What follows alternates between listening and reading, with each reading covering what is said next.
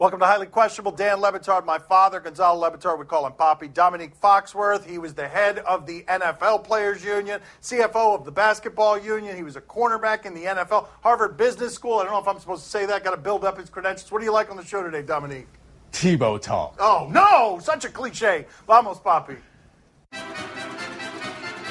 Would getting Paul George and Melo be enough for the calf? Both of them. Getting both of them is what we're now discussing. I find it fairly amazing that we live in an NBA where getting merely Paul George only helps one or two teams in the league actually be a championship contender, and Cleveland happens to be one of them. If you also get Melo on top of that, we're going to have even more fun basketball because now everybody's going to be going small ball. The post player is going to become totally irrelevant, and that would make this a team that could absolutely challenge the Warriors. I mean, part of the problem that they had was that Kevin Love and Tristan Thompson could not play at the same time. I'm not sure that Carmelo can. So Paul George obviously improves their chances, but as great as Carmelo is, I'm not sure that he helps. And on top of all this, there's one overriding question.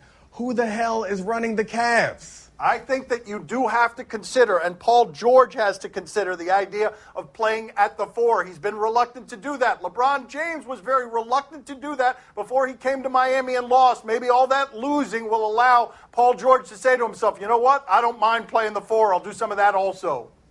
Oh, there is LeBron go. shoveling that deck. Yeah, shuffling the deck. Yes, looking at the cards. Yes, see which one to deal out. Yes. Deal out, deal in. Yes, I'm throwing Kevin Love out. Give me He Paul hasn't George. slept in about 3 weeks after that major loss, He doesn't even want to talk to anybody. He's in that video room looking at the videos. What did we do wrong? What did we do right? It's going to be a 4 or 5 man team. Everybody else got to get a pay cut. They got to play for free. They ran out of money now.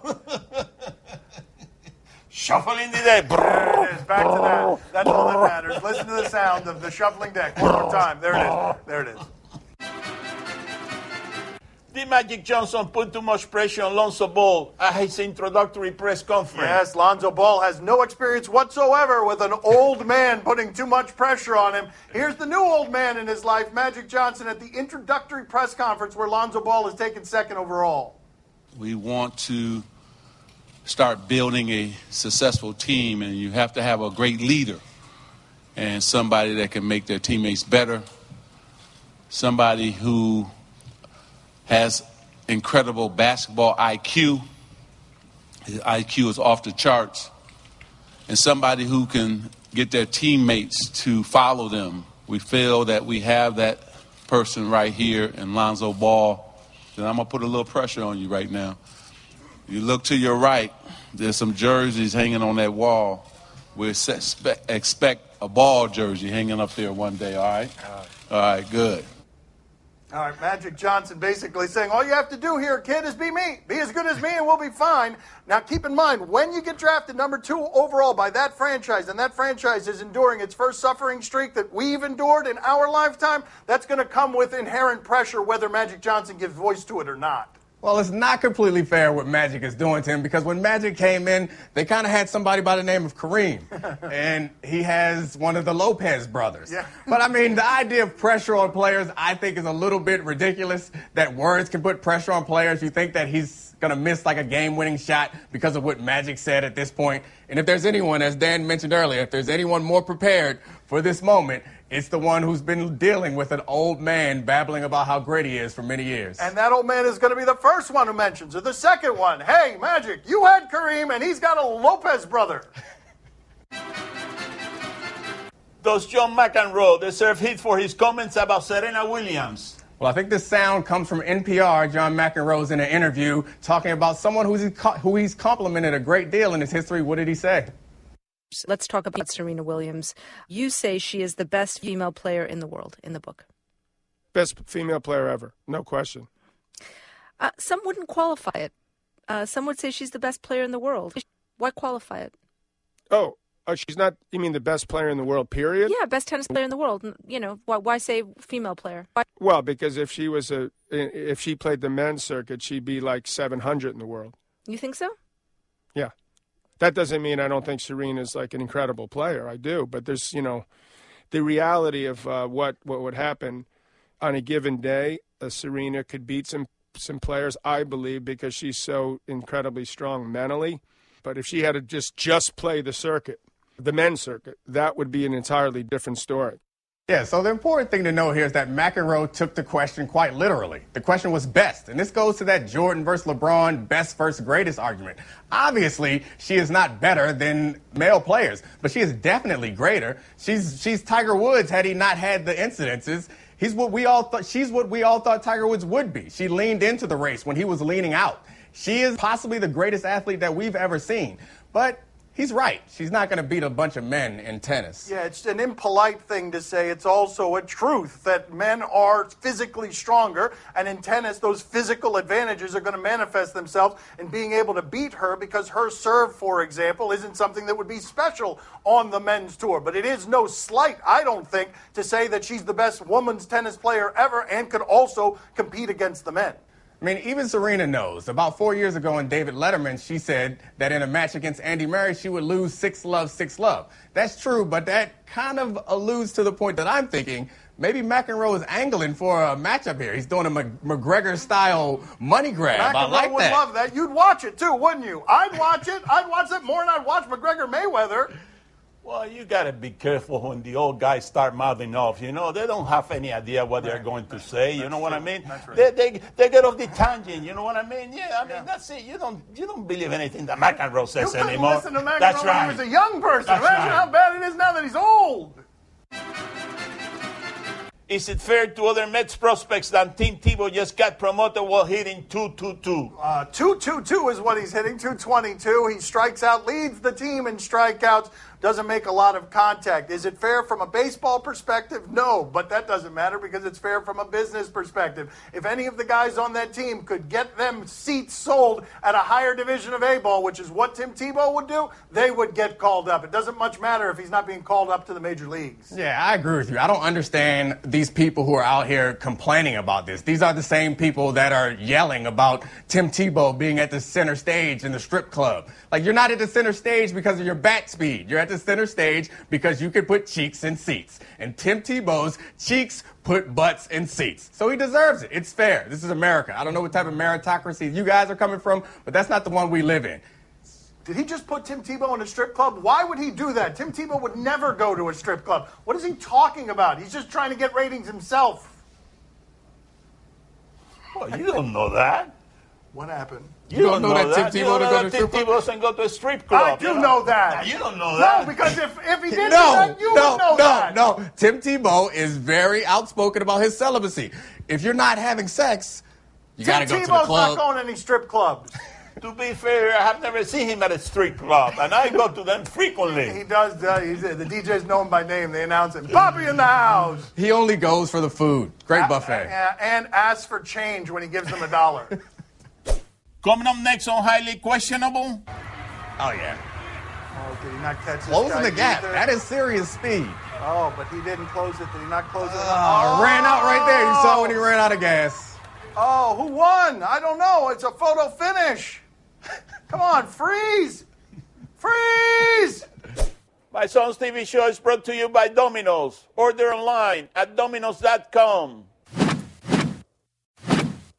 Time to play the game that doesn't need any new friends. You give us topics at events, we question them. Wow. Do you question if Victor Oladipo was trying? Trying at what? Basketball? He sings. He's a very good singer. Trying at what?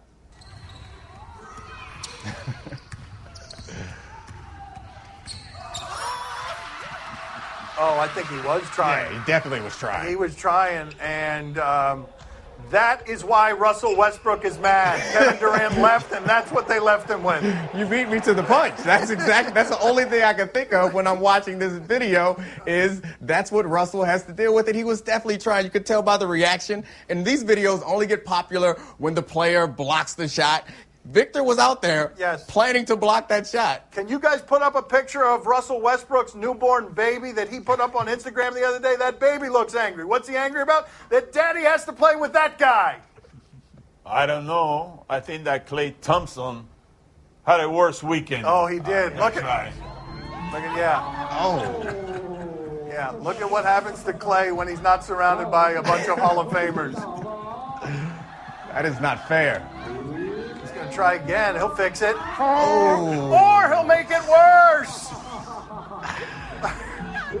Never good when you fall on the floor selling something and the microphone is just braying laughter. And saying things that you don't understand. They're insulting him in a language that he does not understand, which is certainly not fair. But we understood the laughter, Clay. All of us. It's universal. So much for the Warriors dynasty. I screwed up. So much for the Warriors dynasty. That was the big line. Then he almost screwed up, but he nailed it. I came back strong. Do you question if he should be proud of these? If who should be proud of what? We're going out here to watch some Dodger baseball. Dodgers have the best record in the National League. What do we have here? Oh, yeah, this dad. This is a dad situation. He catches the ball, and he's happy with himself, but his wife and the mother of that child is not so happy. I just never get the point of this. Like, why are you diving around for a baseball or like a T-shirt cannon? Like, it never makes sense, especially when you are holding something as precious as a child. You know what's not precious? A baseball. You know, what is the big deal? I dropped Dan on his head a couple of times when he was a baby. Nothing happens to him, so, you know. You laugh, but you laugh. My mother stopped going to the gym because she came back from the gym when I was a little baby, and the floor was covered with knives. I'm playing with him. He's fast asleep on the kitchen floor. You laugh, but it's true. I don't think he actually dropped you on your head. You're a smart man. No, he just let me lay there among the knives. Do you question if the freeze is losing it? You like this guy, Dominique? You like him? I mean, he's kind of annoying. Okay, let's check it with the annoying The Freeze, who's losing it. Oh, yeah. Oh, did he not catch this Closing guy the gap. either? That is serious speed. Oh, but he didn't close it. Did he not close it? Ran out right there. You saw when he ran out of gas. Oh, who won? I don't know. It's a photo finish. Come on, freeze! Freeze! No. Oh. That is embarrassing. Like, that's what you're there for. It's like losing to the Generals. It's like the Globetrotters losing to the Generals. The Freeze is like 2-2 now in races of his I've seen. What's the popularity about? He's so sad when you see one of your heroes get burned and be left. I know where this is headed. Yeah. I can feel it. There it is. Oh! Once again. Look at every this. time I come on, Yes. you guys put that up there. Yes. It reeks of jealousy and shame. By the way, that Turner was no speedster. He wasn't that fast. You guys who have never put your hand in the dirt. I know what it's like to fall down You on the floor. have never put your hand in the and have dirt. people run away never, from me. Your sneakers have never squeaked on the championship hardwood. I know what it's like to fail at my job. I know. You have no idea what it's like to fail on the highest level. You fail here in obscurity. You've never failed on the highest level. Get like me. Coming up next on my son's TV show. No, he nailed these shots. Oh, this is Drake making shots. Boom. All right, he's on the right over there. On the right. Oof. Yeah. On the left, Hassan Reddick, football player. Yeah. Football player was more accurate there. Okay, keep your eyes closed. Okay. I want to show you my first ever painting. All right. Okay. Open your eyes. Oh, that's a lot of colors and shades. So be honest. What do you think? Well, I like how if you switch to Geico, you could save hundreds of dollars on car insurance. Oh, yeah, that's true. Yeah. Here, why don't I hold your paintbrush while you call them? Geico, because saving 15% or more on car insurance is always a great answer. Highly questionable is broadcast from the Clevelander Hotel on beautiful South Beach, Miami. Time to play the game that is in rebuilding mode and needs everyone to trust the process. See or no? You tell us what's on television tonight. We'll tell you if we're intrigued or not. On Fox Sports Arizona, Phillies and Diamondbacks. Oh, dear God, no. I think this game is on right now. You can watch it right now. You can go find it somewhere on your package right now, but why would you do that? You're here having fun with us. Let's check in with the first pitch by Josh Jackson. Went high in the draft the other day. He's on the right over there. On the right. Oof. Yeah. On the left, Hassan Reddick, football player. Yeah. Football player was more accurate there from the Arizona Cardinals than Josh Jackson was. Are you intrigued, Dominique? C. I'm very intrigued anytime I get an opportunity to see football players demonstrate that they are better athletes than anyone else. I know that has nothing to do with the baseball game, but I don't care. Papi, are you intrigued? Oh, see, I'm very intrigued. Are you kidding me? Philadelphia against the Diamondbacks. That's a game that is made in heavens. You know, I mean, there are two teams that they're really fighting for each other, you know, against each other. They are hitting the ball all over the place. They had a hell of a pitching staff, you know, a good offense, good defense. That's what baseball is all about. Philadelphia against the Diamondbacks. Analysis. Philadelphia is 24 and 50-something. They're coming back now. Okay, the rally starts now. After the All-Star game, there's going to be a change My father team. just gave you a bunch of gibberish. After the All-Star game, they just need a break. Just a little bit of a break. 3 or 4 days off, and they'll be ready to crush everybody. They need a breather. On Fox Sports West, Angels and Dodgers. You want to feel old? Cody Bellinger, who hits home runs all over the place, doesn't know who Jerry Seinfeld is, has no idea who he is. He told Scott Van Pelt that the other day. Let's check in with what this guy does. That ball's drilled. I mean, he swings at everything like that. He hits everything that far. He's got 24 homers now. He's a rookie. Just swinging right out of his cleats. They were down in this game until he started doing that, and they won 12-6. Yeah, it's a beautiful swing. Dominique, are you intrigued? No. I'm only intrigued when I get Puig. We're talking Dodgers. Give me Puig. Yeah, he's not alone on that one. Papi, are you intrigued? Oh, see, I'm very intrigued. Listen, everybody is giving this guy the credit for turning the LA Dodgers around. But you know what? Who turned the Dodgers around? Yasiel Puig. When he flipped that bird to those fans. Oh, that's right. They're 10-1 since then, you know? Look at that. That's right. They've won 10 in a row since this right here. That's right. There we are. Yeah, some of that for you. Fingers. Yeah. And, you know, Mr. Met tried to start a rally the similar way, and all it got him was fired. It just got him fired, and the team keeps losing every game they play. On TNT, the NBA awards. Okay, this is not interesting to me. It's hosted by Drake. Maybe that interests you. I'm told we have a preview. I'm guessing that the preview is of Drake shooting air balls. Am I wrong? Because I think I know the producers of this show. No, he nailed these shots. Oh, this is Drake making shots. Boom. All right. Yeah. This is, okay. And that makes him worthy of handing out the awards tonight. Why did we show that instead of the air balls in the Kentucky basketball This is line? better. Don't be sarcastic. Right. He is much more qualified than many other people that host. And given our run of great entertaining award show with the BET Awards, many scuffles, reunions, we might get some of that here tonight. I'd love a scuffle. Papi, are you intrigued? Oh, see, I'm very intrigued. I think that LeBron is going to win an award tonight, you know? It's going to be biggest crybaby in the NBA. I need another playmaker. I'm not getting any goals. I need another playmaker. You said that already. You said that. He needs 2 more playmakers. 2 more threes. Yeah. Paul George and Carmelo. No calls. On ABC, The Bachelorette. Bachelorette. Wow. I mean, you see my body sag. He gets all excited. Go ahead, play it. And we are going to be playing a popular European sport, handball.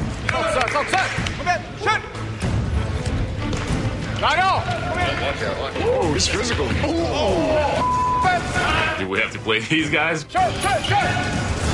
So today, we have Coach Tom, who's going to help us. Handball is a very physical sport. Handball is life. I think it'll be fun for the guys. I cannot wait for them to get ready to use their hands. I think I'm going to do very well. Look at these hands, man. You know what I'm saying? I don't got them Donald Trump hands. I got the real hands. You know what I'm saying? Red team's going to totally crush it.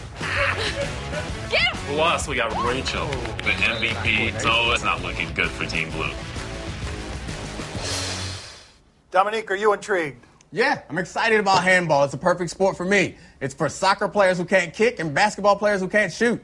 Papi, are you intrigued? Oh, see, I'm very intrigued. Listen, but if they're playing handball, why are they wearing wrestling uniforms? Why are they wearing I don't know. Why are they wearing singlets? What is that all about? That's a good point by my father. What are they trying to show? Muscles? Yeah? Not plural. Not plural. No. Plural. A muscle? Muscle? Yeah, okay, let's end the show there. That's all the time we have for today. Thank you for watching. Domonique will be here all week. Thanks for watching. See you mañana. Do you know who looks sexy in a wrestling uniform? Who? You do? This guy. This guy here. This guy with two thumbs right here. Right there.